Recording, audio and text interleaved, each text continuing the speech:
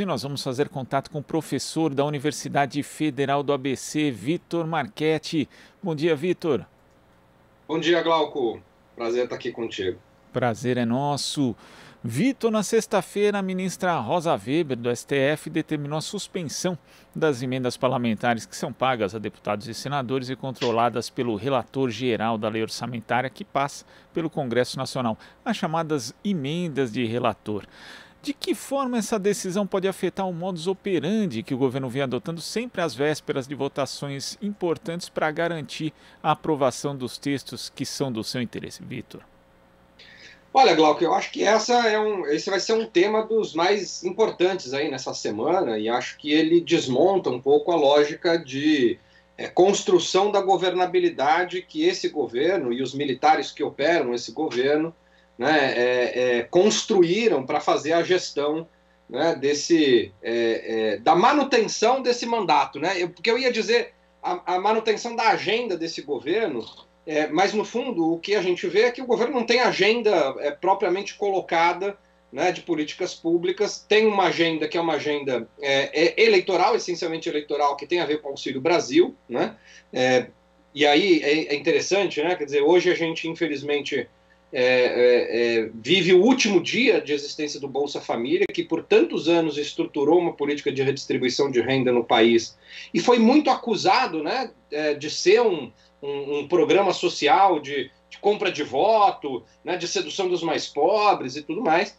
E hoje, às vésperas de um novo auxílio, né, do desmonte do Bolsa Família, está muito claro, né, inclusive aí na grande imprensa, né, surgem aí diagnósticos de que, de fato, a gente estava diante de um dos programas mais importantes da história do país, né, do ponto de vista de enfrentamento da pobreza, de redistribuição de renda, e sendo substituído por um auxílio claramente eleitoreiro, né? E claramente eleitoreiro porque ele desmonta todos os princípios básicos do Bolsa Família, do cadastro único, né?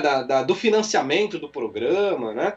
E eu estou dizendo isso porque tudo passa um pouco por essa lógica de não ter uma agenda, o governo não tem uma agenda clara, né? E aí você vai tendo atores específicos que conseguem avançar com as suas agendas, então agendas de privatização, agendas de desmonte de certas políticas, tal, mas que elas têm perspectivas muito limitadas do ponto de vista de políticas públicas para atender grupos muito específicos, né?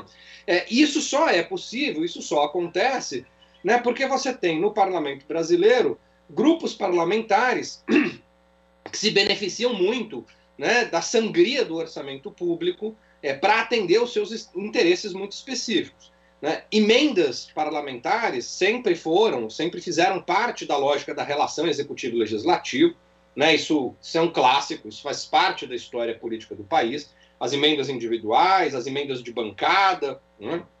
Só que a grande diferença é que isso sempre foi muito transparente, né? Você sabia exatamente quais eram os parlamentares que conquistavam as suas emendas individuais, que faziam a propaganda política de que levaram aqueles recursos para suas bases eleitorais, óbvio, eles usavam isso como capital político, capital eleitoral, isso é natural, né? As emendas de bancada, da mesma forma, né? Emenda de bancada, então você pega a bancada paulista dos deputados petistas, fizeram aí emendas para ensino superior, fizeram emendas para ciência e tecnologia, quer dizer, isso era muito natural, né? E isso era muito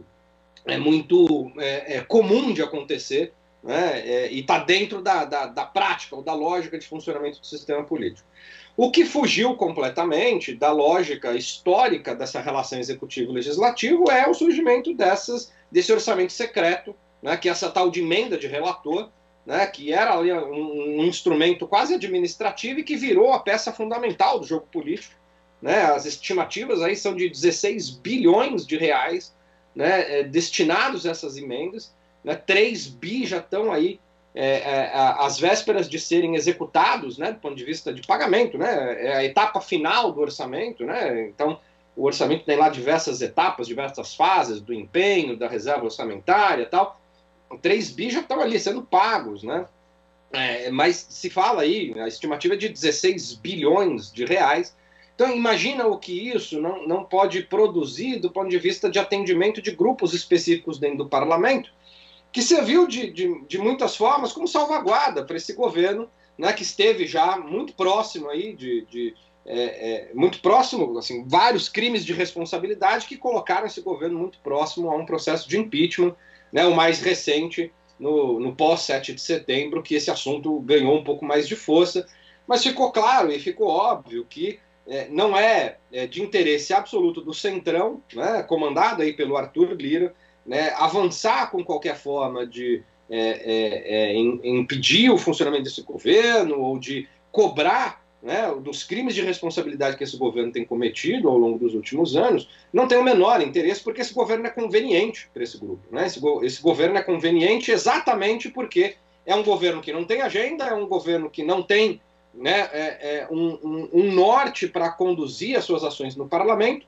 e aí ele entra nesse varejo que é dos mais deletérios do ponto de vista do debate público, porque ele vai atendendo ali interesses paroquiais, interesses muito pontuais, né, de grupos parlamentares, e pior, né, o retrocesso que o país viveu em termos de transparência das informações públicas é gritante, Glauco. Acho que a gente tem discutido muito pouco isso. Assim, a quantidade de limitações que o governo fez, do ponto de vista seja da Lei de Acesso à Informação, né, da LAI, mas outras tantas medidas que o governo adotou, né, que acabaram aí com os mecanismos de fiscalização que a sociedade civil tem, né, que os grupos da sociedade civil organizados têm, né, para entender o funcionamento da máquina pública. E esse orçamento secreto, ele é talvez aí a maior expressão disso. Né? Então hoje você tem uma liminar impedindo a execução desse orçamento, inclusive uma cobrança de que sejam divulgado o nome dos parlamentares que estavam sendo beneficiados com essas emendas, e uma interrupção do funcionamento dessa lógica, dessa emenda de relator, tal qual ela está colocada hoje. E isso detona, me parece, o eixo central de funcionamento desse governo. Né? E essa semana nós teremos aí alguns movimentos que me parecem cruciais para esse debate, que desemboca em 22, né? Que desemboca aí nesse xadrez político para as eleições de 22. Que é a decisão do plenário sobre a manutenção ou não dessa liminar, né? Então a decisão do plenário do STF, né, vai acontecer essa semana, muito provavelmente, né, se não tiver aí movimentos outros que tirem esse assunto de debate, mas duvido, né, porque é um assunto urgente. Né? E isso pode ter muito impacto sobre a tal da PEC dos precatórios, né, que vai uma segunda votação, é uma emenda constitucional que vai em segundo turno, né, para a Câmara dos Deputados, e tudo o que aconteceu ao longo da semana, né, de partidos, por exemplo, como o PDT, né, que votaram ali a favor da PEC dos precatórios, tal, né, e que oficializam esse calote, né, do governo federal, né, com o objetivo, né, de financiar o tal do Auxílio Brasil, que tem vida curta, e com um objetivo muito pontual e marcado aí para 22, né, para a vitória, né, dos grupos políticos em torno do Bolsonaro.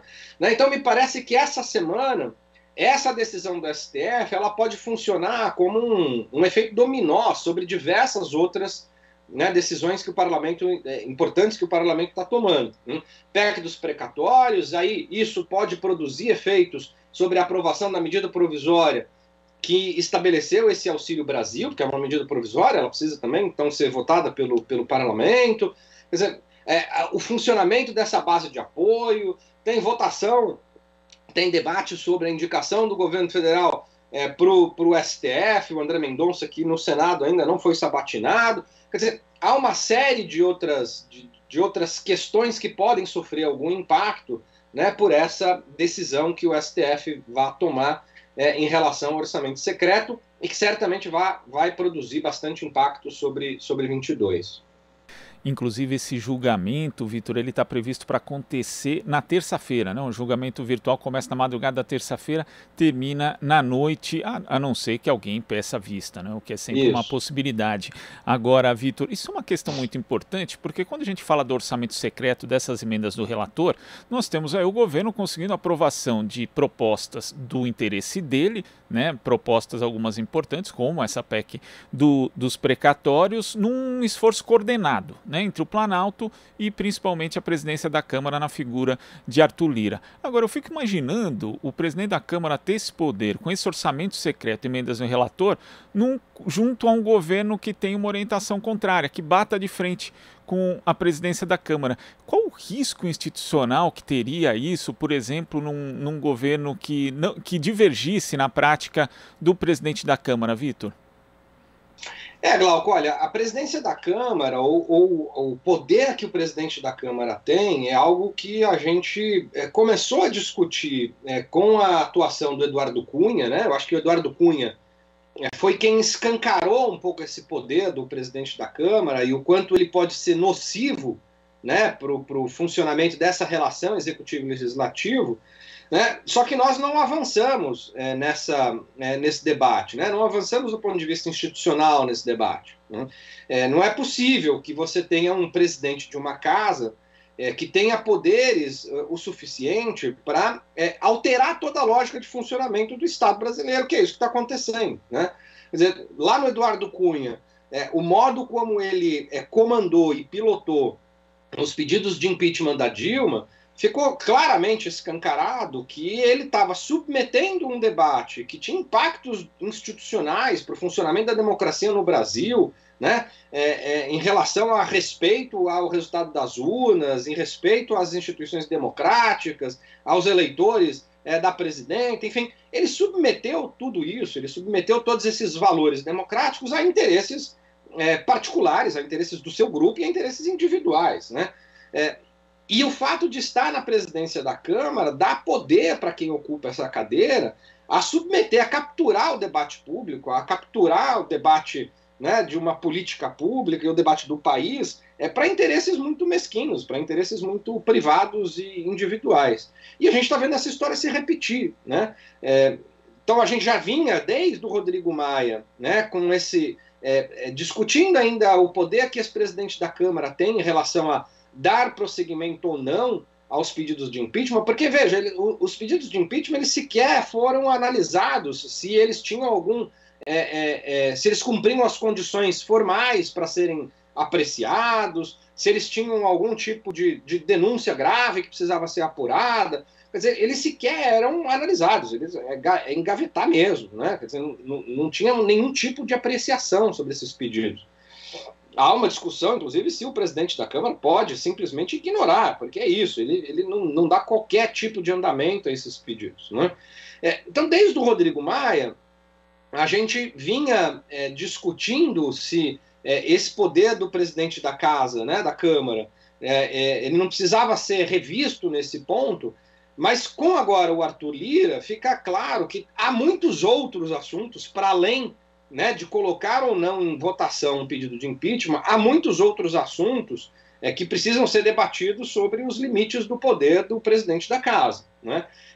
Na formação de comissões, na formação da mesa diretora. Quer dizer, o Arthur Lira talvez seja aí, a gente ainda vai ter que analisar o Arthur Lira do ponto de vista da ciência e da história com mais cuidado, mas talvez você está chamando a atenção de uma coisa aqui, Glauco, que talvez a presidência do Arthur Lira seja o grande caso de estudos, né, sobre o quanto o poder do presidente da Câmara ele é ilimitado e ele dá uma margem de manobras para quem ocupa essa cadeira gigante, muito maior do que a gente imaginava, podendo criar coisas como isso. Quer dizer, você submete 16 bi do orçamento, 16 bilhões, a gente está falando de bilhões de reais, né, a um sistema bastante obscuro, né, porque ninguém sabe para quem está indo esses recursos, quem é, né, o responsável, né, pela apresentação de determinado projeto, como que isso está funcionando. Tem uma planilha secreta, né, que quem faz o manejo dessa planilha secreta é o próprio presidente da casa, e que com isso ele vai se cacifando politicamente. É o coronelismo, né, institucionalizado, né, uma lógica de coronelismo político institucionalizado, né, tornando o presidente de uma casa, das mais importantes no funcionamento da democracia brasileira, como um grande coronel, né, colocando, e coronel no sentido de que captura o debate público para atender os seus interesses privados, para entender os seus interesses de grupo. Então, de fato, assim, A gente tem um problema desde o Eduardo Cunha, isso aparece como uma grande questão, e ela se agrava, né, na gestão do Arthur Lira, né, porque diante de tanta destruição promovida pelo governo federal, tanta destruição produzida pelo presidente da República e os seus ministros, a gente tem um parlamento que é inteiramente instrumentalizado por um determinado grupo, simplesmente porque esse grupo, né, capturou a presidência da casa, né, e com isso captura todo o debate público brasileiro. De fato, a gente tem que, dentre as muitas agendas que a gente vai ter aí no futuro, né, de retomada, de reforma, de reconstrução desse país, me parece que debater o papel do presidente da casa, debater quais são os limites desse poder, né, me parece que tem que estar dentro dessa agenda de reconstrução do país a partir de 22. Agora, nesse quadro, que eu acho que a gente pode até chamar de devastação institucional, representado, por exemplo, por essa questão do orçamento secreto, Vitor, a gente vê os partidos tendo que recorrer ao Judiciário, ao Supremo Tribunal Federal. Já tivemos, por exemplo, também na seara política, a CPI da Covid só sendo instalada justamente por conta de uma decisão do Supremo, né, do ministro Barroso, que no caso ali o presidente do Senado simplesmente não estava cumprindo a lei, aquilo que a Constituição determina, que era a instalação da CPI, sendo ali preenchidos os requisitos mínimos, né? O que a gente verifica, Vitor, é que talvez até também pela candidatura, por outro lado, pelas candidaturas, né, de Sérgio Moro e Deltan Dallagnol, a politização do judiciário, a judicialização da política cada vez mais como um caminho que eu vejo sem volta. Porque, né, diante desse quadro que a gente tem, os partidos recorrem ao Supremo. Eu não estou nem falando da justeza ou não das decisões, mas simplesmente desse hábito que se criou agora de se recorrer sempre.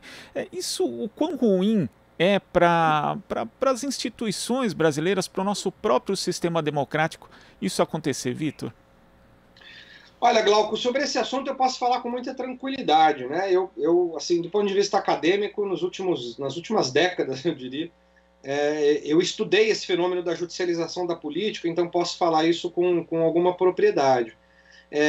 Nós sempre fomos muito críticos a esse processo de judicialização da política, né? Entendendo que o debate sobre políticas públicas, o debate, né, sobre uma agenda, né, de governo, sobre o funcionamento dessa relação executivo-legislativo, ela precisa se dar no campo da política, num campo em que há transparência, num campo em que há um embate público, em que há atores sujeitos à pressão da sociedade civil organizada. Então sempre fomos muito críticos a um avanço, né, do Poder Judiciário, do Ministério Público, né, do STF, do TSE, né, sobre questões que são questões tipicamente políticas, né, e sempre vimos isso como algo a ser debatido com muita honestidade, né, para que a gente pudesse colocar em parâmetros mais republicanos a atuação, né, desses poderes. A PEC 5, por exemplo, apresentada pelo deputado Paulo Teixeira, que discutia aí a questão do Conselho Nacional do Ministério Público, está nesse contexto, né? E se a gente for voltar atrás aí, a própria, lá no começo do século XXI, né, a própria definição desse controle externo e tal, já era parte desse debate sobre a construção de limites institucionais para a atuação, para o ativismo judicial, né, desses atores que têm prerrogativas e características muito singulares, particulares, né, mas que não podem entrar de cabeça no jogo político, porque muitas vezes podem seguir uma agenda partidária, uma agenda, né, de orientação político-partidária, né, mas utilizando mecanismos e ferramentas do judiciário. Isso a gente dizia lá nos anos 90, começo do século XXI, a gente estava dizendo esse tipo de coisa, e a Lava Jato é a grande, vamos dizer, o grande finale desse processo, né, de judicialização e politização da justiça no Brasil. Agora, é verdade que a gente também precisa reconhecer que nos últimos anos o STF, fundamentalmente, né, tem se apresentado, tem se colocado como uma grade de proteção importante para diversos desmandos e desorientações produzidas, né, pelo governo federal, que é resultado da desidratação das instituições. Então nós temos um governo, né, que é resultado da implosão das instituições. A implosão das instituições tem muito a ver com a atuação político-partidária de membros do Poder Judiciário, né, inclusive do Supremo Tribunal Federal. Né? Então a gente não pode esquecer tudo o que o STF fez no processo do golpe de 16 contra a presidenta Dilma, né? Contribuiu de modo bastante efetivo para esse processo. Né? Então o Ministério Público, o Judiciário, são responsáveis, né, pela implosão das instituições, e a implosão das instituições que nos trouxeram para esse momento de um governo completamente desastroso, né, de um governo sem o menor compromisso com o país, sem o menor compromisso com as nossas instituições, sem o menor compromisso com o debate público. Né? E esse governo, que é fruto da implosão institucional, agora encontra no próprio Supremo Tribunal Federal, ou seja, naqueles que também foram responsáveis por esse processo de erosão das nossas instituições, um limite e uma grade de proteção. Então, Glauco, assim, a única coisa que a gente pode constatar é que, de fato, a gente está vivendo um momento sui generis no país, né, e que essa atuação enfática e incisiva do STF na condução da pandemia, na questão do orçamento secreto, nas várias decisões que o STF tem tomado, mesmo na questão das investigações sobre fake news, né, diversos atores políticos que acabaram sendo presos, né, por decisões do STF. Quer dizer, tudo isso que coloca o STF como essa grade de proteção do sistema, no fundo, menos celebração sobre isso e mais uma constatação sobre a anomia das nossas instituições, né? O caos que as nossas instituições estão vivendo. Quer dizer, não é normal que essas discussões cheguem no STF e que a gente espere que o STF seja o guardião da democracia no Brasil. O STF é um importante guardião no jogo, o STF é um importante guardião da Constituição, mas ele não pode ser o único e ele não pode ser, né, a boia de salvação da nossa democracia, como tem pintado nos últimos tempos. Então, assim, a reflexão que nós temos aí, de mais uma vez, de reconstrução das instituições do país, não são pequenas, né?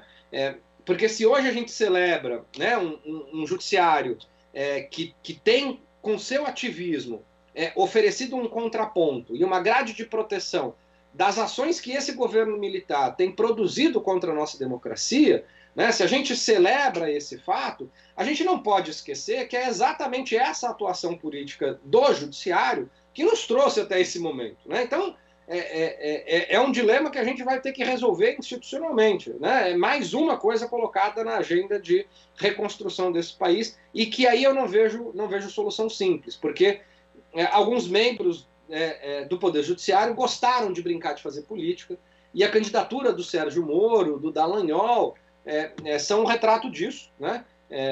Me parece que o Sérgio Moro vem, né, com força e com adesão de parcela da elite política e econômica desse país, da grande imprensa, né, vem como um candidato que, no fundo, vai representar ainda mais ativismo, vai representar ainda mais implosão das nossas instituições, ainda mais corrosão dos princípios democráticos. Então, se o Bolsonaro hoje representa essa destruição, quem arquitetou a implosão das nossas instituições foram figuras como Sérgio Moro, né, foram atores judiciais, né, que hoje são tidos aí como barreira importante para conter o Bolsonaro, mas que foram os grandes arquitetos da nossa implosão institucional. Então, o beco em que nós estamos não é um beco de fácil saída, não, Glauco, e teremos certamente que debater essas questões mais à frente, e ainda mais imaginando que em 2022 possamos ter a eleição de um governo novamente progressista, que tente recolocar essas instituições,